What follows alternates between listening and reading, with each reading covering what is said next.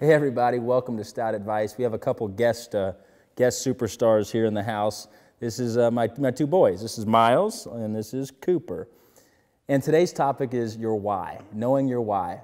You know, it's funny, for those of you that are parents, and for those of you that once was a kid, right, you'll eventually, you can relate to this too, is life is full of whys, why you do something, your purpose for doing whatever it is it may be.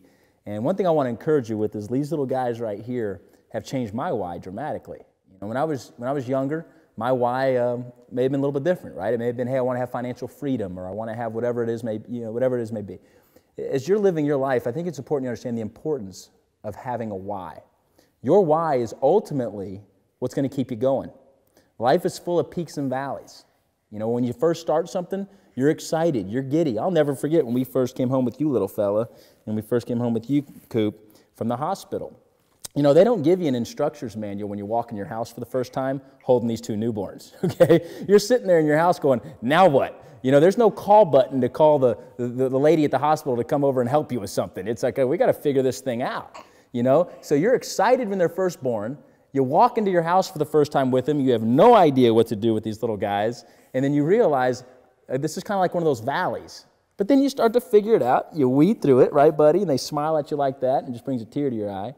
And you realize, you know, that why of what you're doing in life keeps you going. It keeps you going from the good and the bad times. Because life is going to have discouraging moments. There's going to be adversity. There's going to be things that aren't exactly how you want them to be. And there's going to be things that are the complete opposite of how you want them to be. Never lose track of why you're doing whatever it is you're doing. I'm holding these two little superstars right now because they're my why. Between these two and my wife, they're my why. Everything I do is designed at this point for what can I do to make their life better? What can I do to be the best dad possible, right? What's your why? Action item number 1. Write down why you are doing whatever it is you're doing. Whatever it is you're doing, write it down, right? So if you want to be the best salesperson possible, write down why. Why do you want to be there? It can't just be about making money. There's got to be a higher calling, a higher reason that keeps you going. The second thing I want you to write down is what's going to keep you locked in, right? The answer is your why. That's what keeps you locked in. That's what keeps you focused on whatever it is you're doing.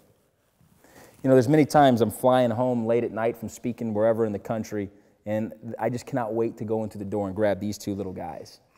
And yeah, and when I get on the plane to go fly somewhere to speak, it's hard. But I never forget why I'm doing it. I'm flying to go change lives, and I'm flying to go make an impact in somebody's life. That's my why. My why is to make an impact in people's lives. And so when I'm away from these guys for a day, I got to tell myself that, because if I don't stay focused on my why, I'll never get back on a plane again.